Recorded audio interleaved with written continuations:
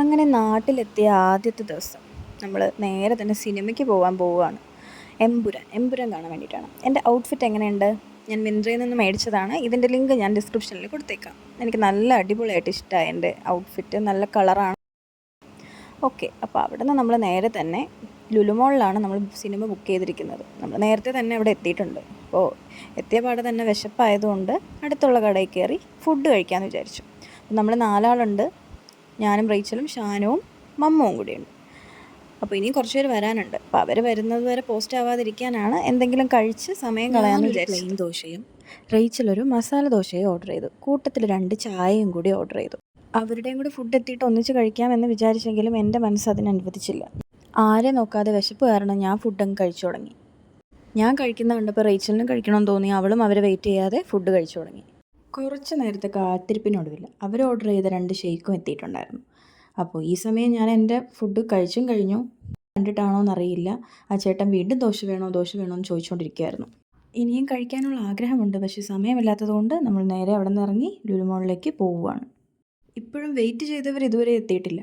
പിന്നെ നമ്മൾ വിചാരിച്ചു ഇനി ഇവിടെ തന്നെ നിൽക്കണ്ട, നേരെ ലുലുവിനകത്ത് കയറാം, അവിടേക്ക് ഒന്ന് കറങ്ങി നടക്കാമെന്ന് വിചാരിച്ചു. ഈദ് ദിവസത്തിൻ്റെ തലേന്നായതുകൊണ്ട് തന്നെ ലുലുമോളിൽ നല്ല തിരക്കുണ്ടായിരുന്നു. അങ്ങനെ ലുലുവിനുള്ളിലേക്ക് വന്നു. അവിടെ എന്നത്തെയും പോലെ എല്ലാ സമയത്തെയും പോലെ തന്നെ അവിടെ ഇവിടെയും ഒന്നും പർച്ചേസ് ചെയ്യാനില്ലെങ്കിലും എല്ലാം ഇങ്ങനെ കണ്ട് നടക്കുവാണ്. അങ്ങനെ നടന്നുകൊണ്ടിരിക്കുമ്പോൾ നമ്മുടെ ബിഗ് ബോസിൽ ബ്ലെസ്ലി കണ്ട ആവശ്യത്തിൽ ഞാൻ ബ്ലെസ്ലി എന്ന് വിളിക്കുന്നത് ആൾ കേട്ടിട്ടുണ്ടായിരുന്നു. പിന്നെ ഞാനൊന്നും മൈൻഡ് ചെയ്യാതെ അങ്ങ് നടന്നു പോയി. ശേഷം വീണ്ടും നമ്മൾ നടത്തം തുടർന്നു.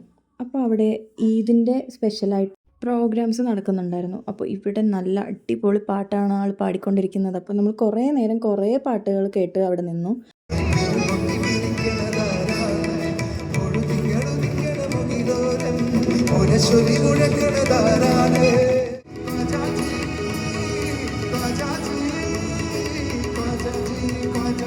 അങ്ങനെ പാട്ട് കേട്ട് ആസ്വദിച്ച് പുറകിലേക്ക് നോക്കിയപ്പം അതാ അവിടെ ഒരു ഒട്ടകം മാത്രമല്ല, ഒട്ടകത്തിനോടൊപ്പം ഒരു അറബി ഉണ്ടായിരുന്നു. നല്ല സുന്ദരൻ അറബിയായിരുന്നു. അപ്പോൾ ആളെ കാണാൻ വേണ്ടിയിട്ട് ഞാൻ അങ്ങനെ അവിടെ തന്നെ വെയിറ്റ് ചെയ്ത് വീഡിയോ എടുത്തുകൊണ്ടിരിക്കുകയാണ്. വളരെ പതിയാണ് വരുന്നത്. എന്നാലും ക്ഷമയോടെ ഞാനത് വരുന്നത് കാത്ത് നിന്നു. കണ്ടോ, നല്ല സുന്ദരനാണല്ലേ. ഒട്ടകവും കൊള്ളാം, അറബിയും കൊള്ളാം. അവിടെ ഈദായതുകൊണ്ട് തന്നെ ഓഫർ സെയിൽ നടക്കുന്നുണ്ട്. അപ്പോൾ ആൾക്കാരൊക്കെ അവിടെ ഭയങ്കര തിരക്കാണ്. അപ്പോൾ നമ്മളും അതിനിടയ്ക്ക് ചെറിയ ഷോപ്പിലൊക്കെ കയറി ഒന്നും പർച്ചേസ് ചെയ്യാനല്ലെങ്കിലും എല്ലാം ഒന്ന് കണ്ട് ആസ്വദിക്കാൻ വേണ്ടിയിട്ട് അവിടെ ഇവിടെയൊക്കെ കയറുന്നുണ്ടായിരുന്നു. ഇതൊന്നും വാങ്ങിക്കാനല്ല ഗൈസ്, വെറും പട്ടി ഷോ മാത്രമാണ്. ഇതിൻ്റെ ബാക്കി അടുത്ത വീഡിയോയിൽ കാണാം.